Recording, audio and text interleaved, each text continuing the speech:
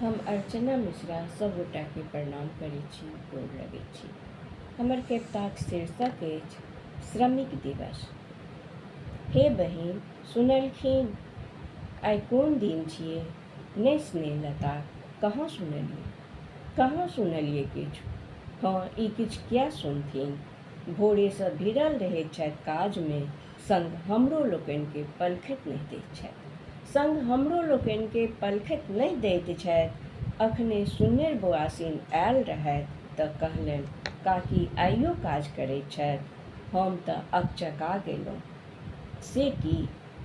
से की जा,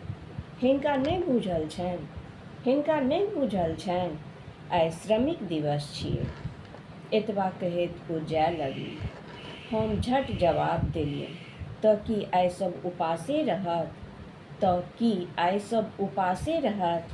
नहि, आइ बाहरेसँ व्यवस्था कऽ लेब। एको दिन तऽ भेटय एहि भनसाघरसँ पलखति।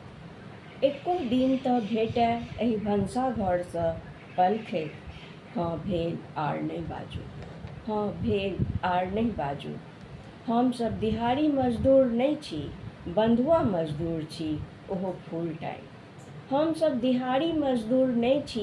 बंधुआ मजदूर छी, ओहो फुल टाइम। कार्यालयमे अवकाश छै, घड़ियालयमे नहि। ओहिमे आर नव व्यंजनक विकास छै। अवकाशक तऽ कथे नहि। अहाँ सब मोबाइल देख नव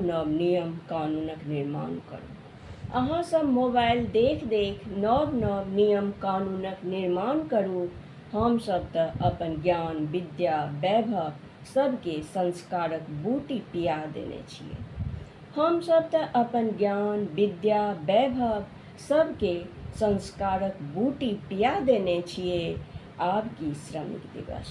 आब की श्रमिक दिवस?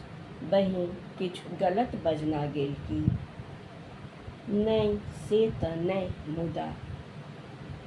नहि, से तऽ नहि, मुदा अवकाशक चाह मनमे केकरा